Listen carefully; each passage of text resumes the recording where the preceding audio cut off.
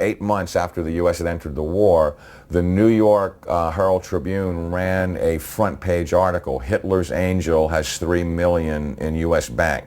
And it caused a major scandal and just rocked the world of politics. Brown Brothers Harriman, which George Herbert Walker and Prescott Bush were affiliated with and partners in, worked with IG Farben, which operated Auschwitz.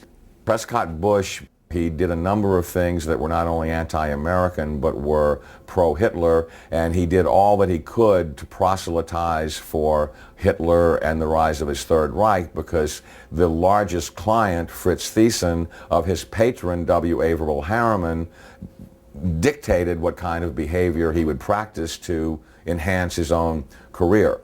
So he was put on the board of directors of Union Banking Corporation, and he was also a shareholder in Union Banking Corporation along with E. Roland Harriman. But what's interesting about what the documents show is that they clearly state that all of the shareholders were phantom shareholders for Fritz Thyssen and did his bidding directly. So the point I'm making is it's not as if they bought these shares of stock as a passive investment to hopefully profit from the war. They were directly doing the bidding of the individual who built the Nazi war machine. Some very shocking documents that I saw at the Library of Congress 2 weeks ago on August 10th. On August 9th, excuse me, had to do with the hearings of the McCormick-Dickstein Committee of November 1934, show that Prescott Bush and the DuPont family, the Remington family, and J.P. Morgan tried to overthrow the U.S. government, assassinate FDR, and put a Hitler-style fascist state in place.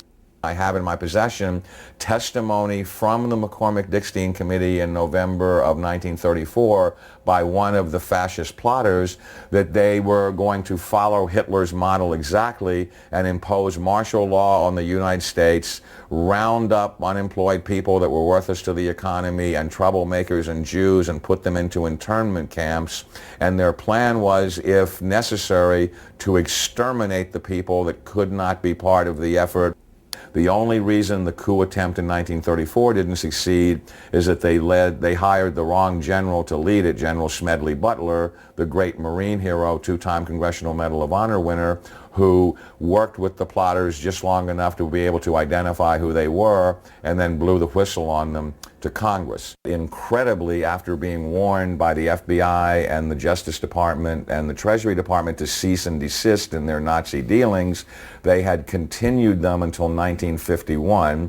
There had been 28 additional seizures of Nazi assets and Nazi business fronts between late 1942 and 1951, and that they had moved Nazi assets into Switzerland, Brazil, Argentina, and Panama, and they had continued to do business with their primary Nazi patron, who was Fritz Thyssen, who backed Hitler beginning in 1921 and who was the wealthiest man in Germany, and a steel and coal baron who, with his partner Friedrich Flick, essentially built the Nazi war machine along with IG Farben. In 1951, when Fritz Thyssen died in Argentina, Union Banking Corporation was liquidated by the U.S. government, and Prescott Bush received $1.5 million for his holdings in his Nazi business, and that was the beginning of the Bush family fortune for all intents and purposes. George Bush doesn't take his philosophical foundation from the Bible or the teachings of Jesus in the Sermon on the Mount.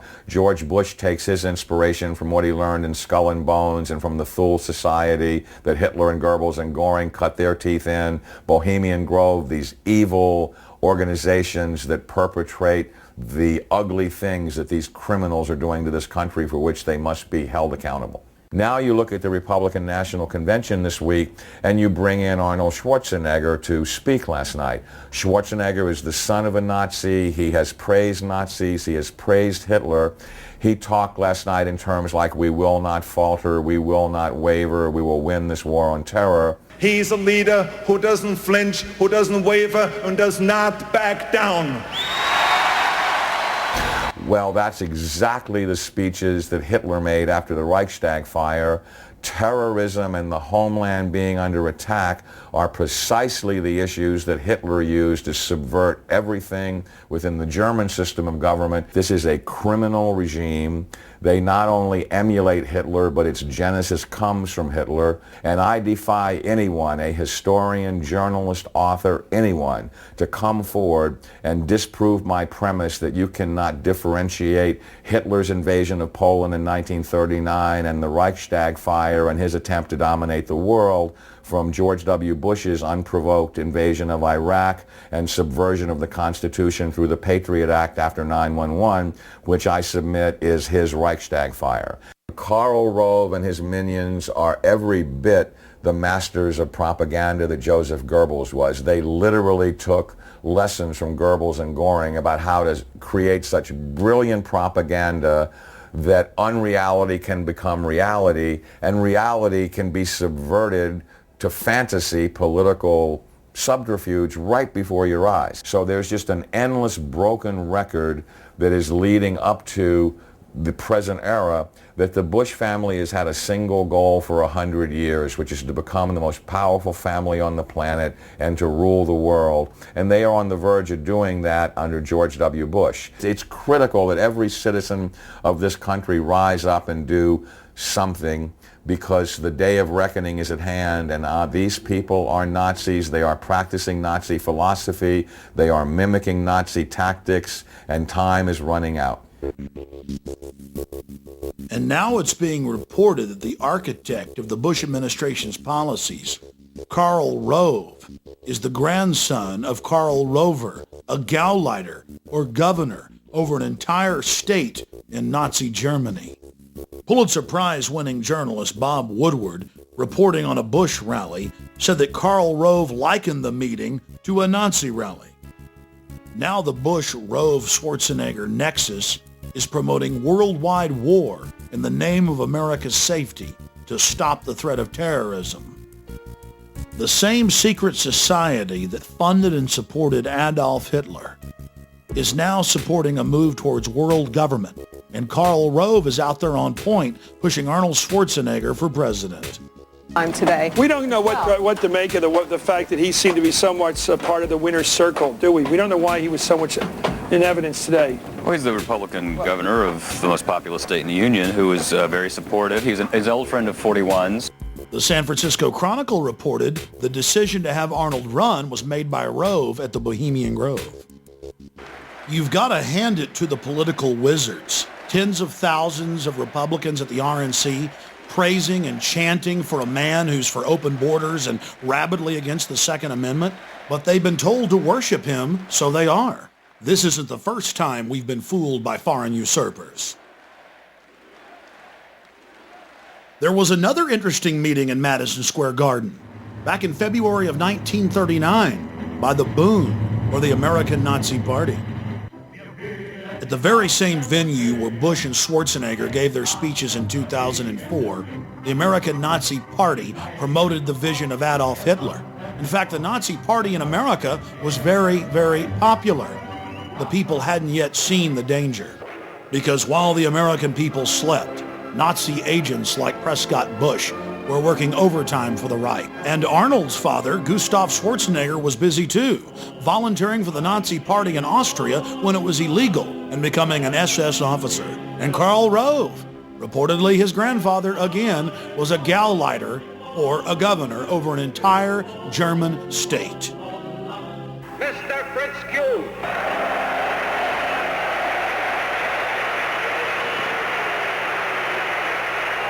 You all have heard of me through the Jewish-controlled press as a creature with horns, a cloven hoof, and a long tail. If you ask what we are actively fighting for under our charter, I will here repeat the declaration I made public some time ago. First, a social, just, white Gentile who rules the United States. Second, all the American Nazis talked about was how much they loved America, how pro-USA they were. And a lot of the public bought it. And the fathers and grandfathers of the men who run our country today were in full support of the Bund. It's now the 21st century, and things have gotten a lot slicker. The question is, will the public buy it? California. California Governor Arnold Schwarzenegger.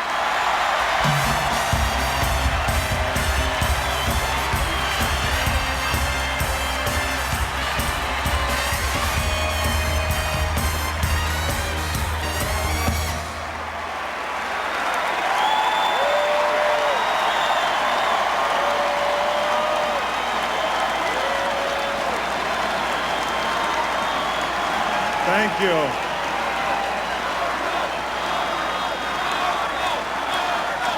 Did I wake up in the middle of a Twilight Zone or Outer Limits episode? Thank you. The American people cheering and chanting the name of someone whose homeland is Austria and who openly talks about being a dictator all the time? Thank you very much. Thank you. What a greeting.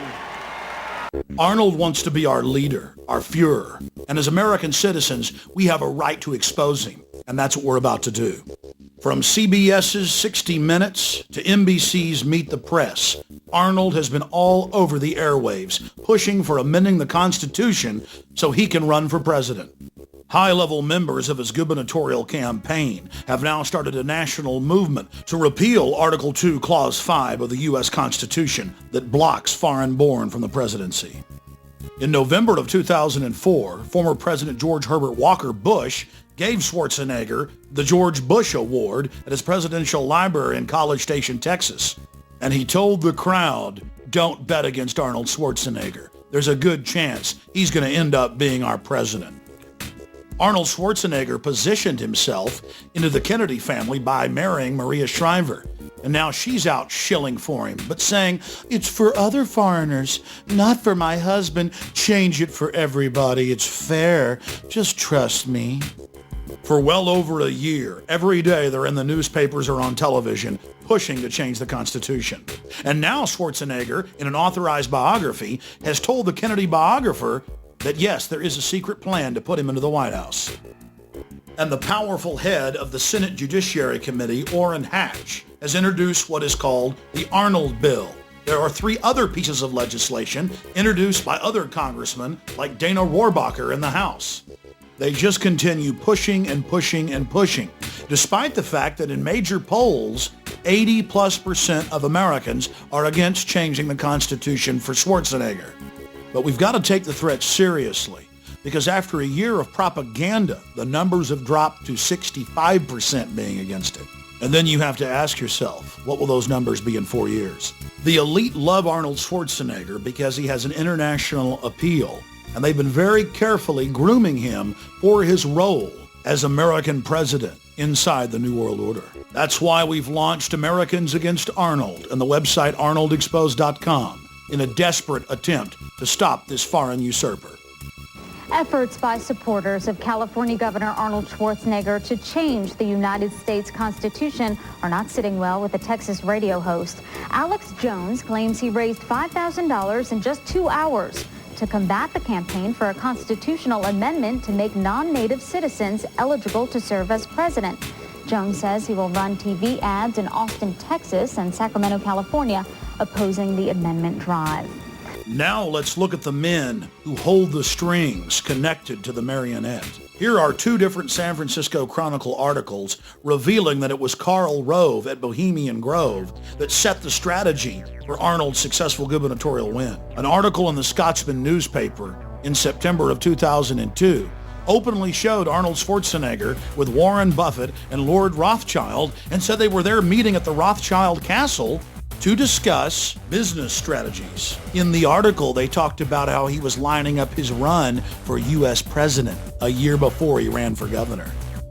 In the middle of the Enron-engineered California energy crisis, Arnold met secretly with Michael Milken, the junk bond dealer, and Kenneth Lay at a Beverly Hills hotel. The federal government has now released documents from the event, and guess what they were doing at the meeting? Discussing how to cover up Enron's culpability. Arnold ran for governor promising that he wouldn't take special interest money. Guess what? He's broken all previous records for taking corporate money. Like other famous Austrians we can think of, Arnold is obsessed with being king of the world.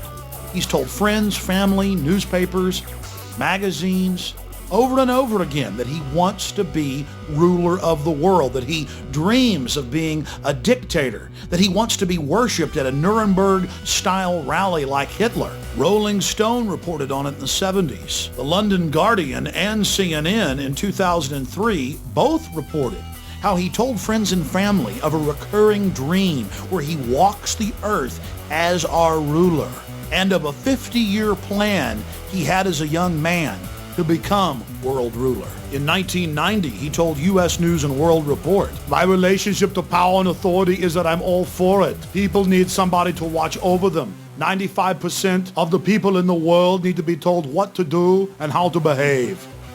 Following in the footsteps of dictators before him, Arnold loves to be seen with giant images of himself behind him. The cult of personality concept in politicians is totally alien to America's history, but it's second nature to people like Kim Jong-il, dictator of North Korea, and ousted dictator Saddam Hussein of Iraq. It was pioneered by Alexander the Great and used to great effect by the Roman emperors. Hitler and Stalin just loved it because it made the people feel insignificant. In the dystopic novel 1984, huge portraits of Big Brother stare down on the slaves. But after all, Arnold's just going with the times. Now across the United States, we've seen these giant billboards with George Bush's picture on it, paid for by his supporters, that say, "George Bush, our leader." President Bush has done something that no American president has ever done. He likes to prance around in military uniforms, reminding us of where his power comes from. We should all be concerned that our president is dressing like Saddam Hussein, Fidel Castro, Mao Zedong, and Adolf Hitler. And Bush loves to be seen in uniform with lots of troops behind him. But so does Arnold. Here is Schwarzenegger giving the fascist salute in one of his bodybuilding poses. A trick the pro-Schwarzenegger press likes to play on the people is to focus on his father and then go, well, he can't help it if his father was an SS officer. What they don't like to focus in on is Nazi war criminal Kurt Waldheim, who was Secretary General of the United Nations. At his wedding to Maria Shriver in 1986, in front of a massive press in attendance, he said the following: "My friends don't want me to mention Kurt's name because of all the recent Nazi stuff and the UN controversy, but I love him. And Maria does too, and so thank you, Kurt." Here's a photo of Arnold Schwarzenegger with Kurt Waldheim in Austria in 1999. Kurt Waldheim was an elite Nazi as well, an officer in the SS. He hunted down American soldiers in Serbia and killed them. An article in '92 in Spy magazine reported on how Arnold liked to give away recordings of Adolf Hitler to friends in California. It also reported on how he loved to give the Sieg Heil salute. Former Mr. Universe Rick Wayne went public and talked about how Arnold loved to call black people the N-word and said they couldn't run or do anything, and how he went on to say that blacks were basically worthless to society. A second champion black bodybuilder, Robbie Robinson, went public. And in his testimony, he talked about a public event in front of thousands of people where Arnold in 1978 began screaming, "Down with the N-words, down with the blacks, subhuman, you people can't run the country." It goes on, but the mainstream media ignores it. Arnold's barbaric treatment of women is legendary, and he's publicly apologized for it. The reason this is so important is it shows a total lack of control. He's a wild man. More important is his love of domination. He loves to degrade underlings. Arnold has never challenged a 2001 Premier magazine article where he reportedly makes unattractive members on set get on their knees and call themselves ugly dogs. He reportedly revels in humiliating people until they cry. Not only is he a man after the elite's own heart, loving to dehumanize, he's totally compromised. If we know about all of these skeletons, imagine how many are still in the closet. In a sit-down interview Arnold gave We magazine, he talked about drug use and sex orgies. The elite just loves that. Total control over their puppet. Then there's all the publicly available gay porn. That's right. In gay porno mags, Arnold's done some spreads. But on top of it, there's the private collections of people like Robert Mapplethorpe, who was a pioneer in hardcore homosexual pornography. One of the biggest problems in Arnold's portfolio of horrors is his admitted use of anabolic steroids. Anabolic steroids, especially heavy use, can permanently change one's psychological makeup. He's also been a poster child for steroid use that has been a ravage on the youth of America. But being a bad role model is nothing compared to the psychological effects that include mania, roid rage, extreme aggression, delusions of grandeur. This is what testosterone and its derivatives cause. It's in the medical handbooks. So let's look at this again. An individual who says he wants to be a dictator, who reportedly hands out recordings of Adolf Hitler's speeches, who openly promotes admitted Nazis like Kurt Waldheim after they're exposed as Nazis and doesn't apologize about it, now wants to be our president. And he's taken a drug that can permanently alter the chemistry of the brain, making you domineering and aggressive and delusional. We're talking about Arnold Alois Schwarzenegger being positioned to be president of the United States, in control of all of our military forces. Think about this compromised individual. In control of our B-2 bombers, our nuclear submarines, our nuclear missiles, our Air Force, our Army, our Navy, everything. You put that together with the police in black uniforms, the ski mask, the Patriot Act. It's a nightmare. And we have the very same elite that tried to bring Hitler to power now pushing Schwarzenegger. It's up to you, America. You better research these facts for yourself and take action to defend our republic from enemies foreign and domestic. In the battle for our liberties and freedoms and our children's future, it's going to be reality, not illusion, that's going to save this country. If we believe the propaganda and the slick packaging, we are going to go into the Fourth Reich of the New World Order. Schwarzenegger and his controllers are counting on you to not take action, to not inform yourself and others, to not stand up against this insane action that they're taking against us, trying to put some foreigner from Austria who says he wants to be a dictator and in control of this country. And in spite of the attack on our homeland, on our homeland, on our homeland, on our homeland.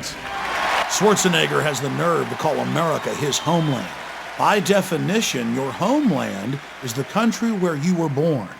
And that country for you, Arnold, is Austria, of the Black Eagle and Lederhosen, where your father was an SS officer, where your mother, when he died, married another top SS officer. That's your homeland. Your homeland is the birthplace of Adolf Hitler, and America will never be your homeland. Your claim of America as your homeland is as false as everything else you do. Then Arnold went into a very revealing diatribe where he talked about the police state in Austria, a police state his father helped set up. The problem is America's turning into that very police state. It's a mirror image. When I was a boy, the Soviets occupied part of Austria. I saw their tanks in the streets. I saw communism with my own eyes. I remember the fear we had when we had to cross into the Soviet sector. Growing up, we were told, don't look the soldiers in the eye, just look straight ahead. It was common belief that the Soviet soldiers could take a man out of his own car and ship him back to the Soviet Union as slave labor. Now, my family didn't have a car, but one day we were in my uncle's car. It was near dark as we came to the Soviet checkpoint. I was a little boy. I was not an action hero back then. But I remember how scared I was that the soldiers would pull my father or my uncle out of the car and I would never see them again. My family and so many others lived in fear of the Soviet boot. Well, Arnold, now America imprisons more people than any other country on the face of the earth. And American children grow up in the high-tech police state that your masters have built.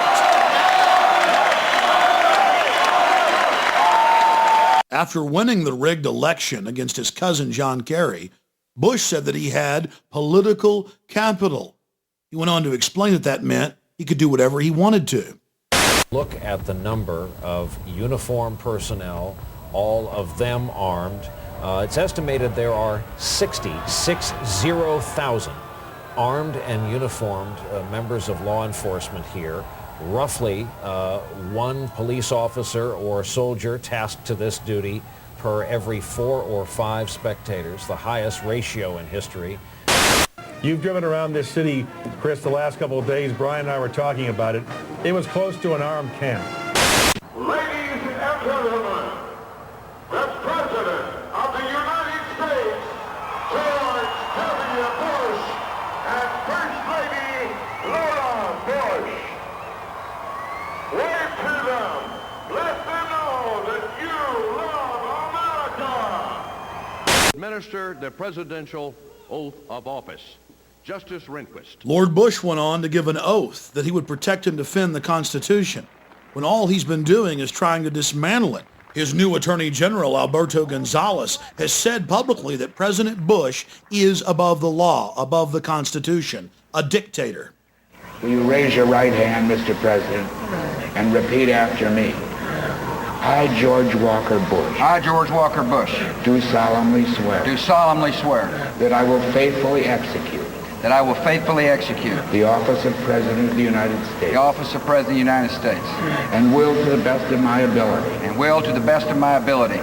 Preserve, protect, and defend. Preserve, protect, and defend. The Constitution of the United States. The Constitution of the United States. So help me God. So help me God. Congratulations.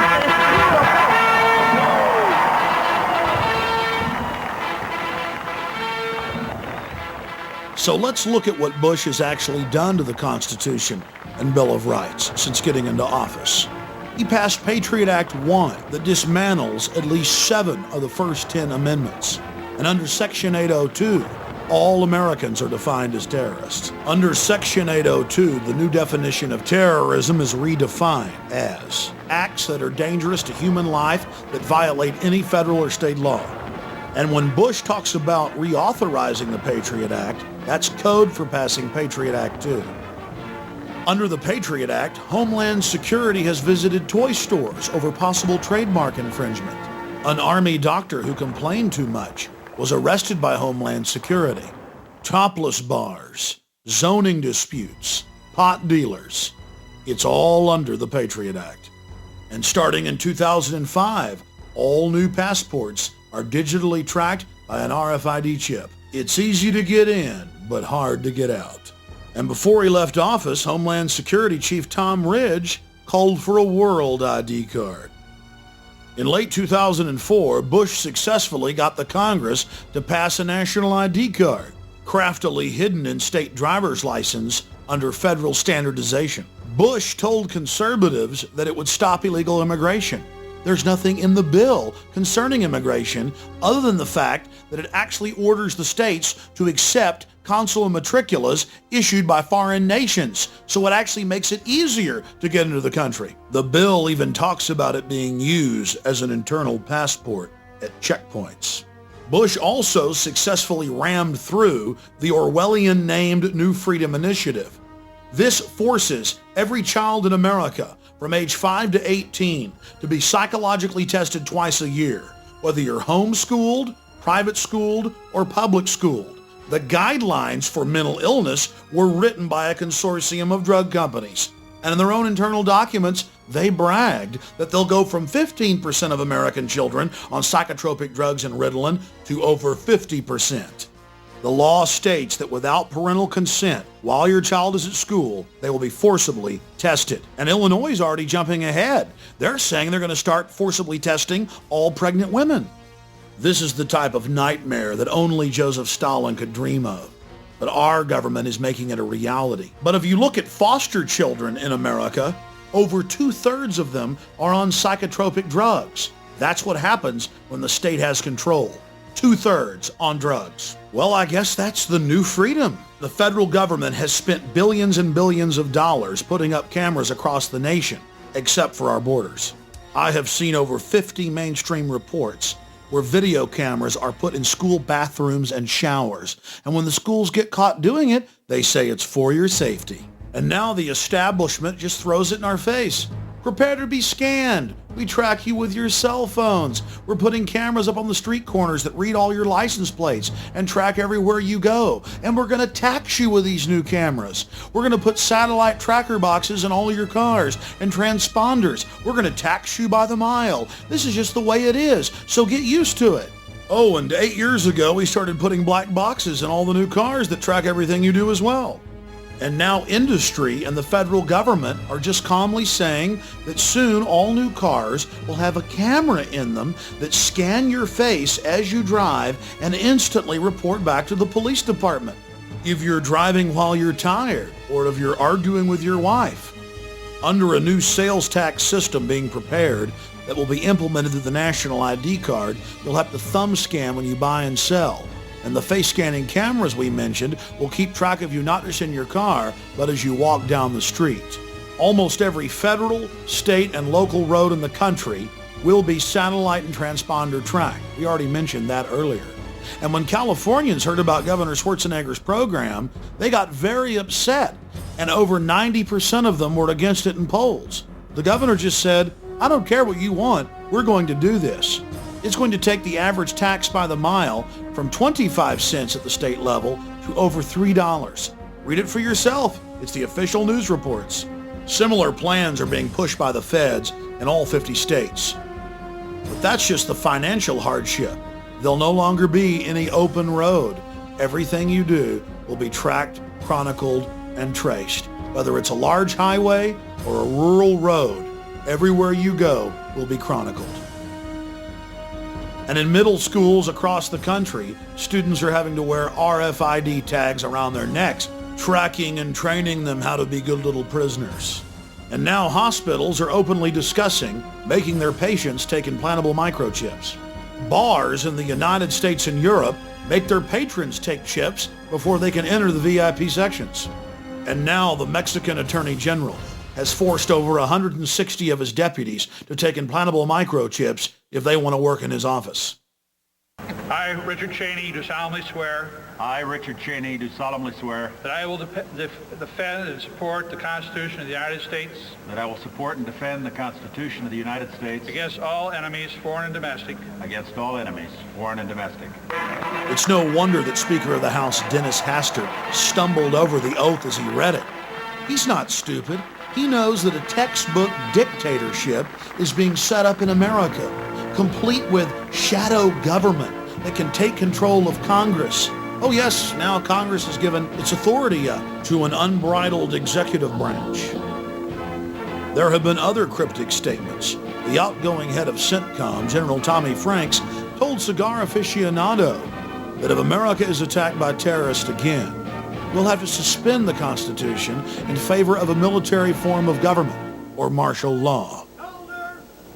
It's abhorrent to American values to have the military involved in any way in civilian life, especially in law enforcement. It's been a staple of Communist China and Nazi Germany, Soviet Russia, and Cuba today, but not America.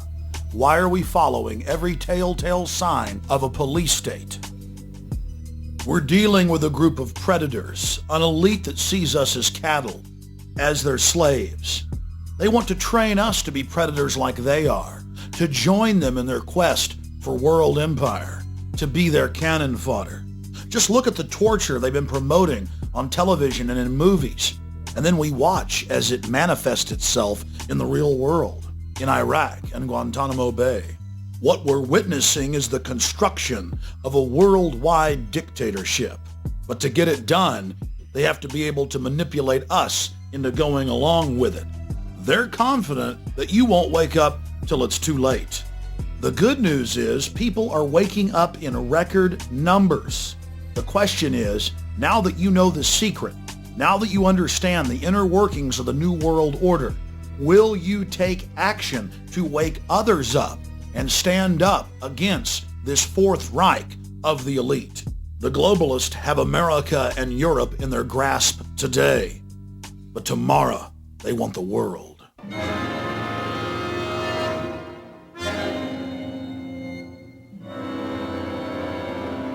Let us never tolerate outrageous conspiracy theories. concerning the attacks of September the 11th. Malicious lies that attempt to shift the blame away from the terrorists themselves, away from the guilty. Conspiracy theories. Conspiracy theories. Conspiracy theories. The hijackers were instruments of evil who died in vain. Behind them is a cult of evil which seeks to harm the innocent and thrives on human suffering. To purchase additional copies of this film or to see dozens of other films and important books, be sure and visit Infowars.com or PrisonPlanet.com. Or to order, simply call toll-free 1-888-253-3139.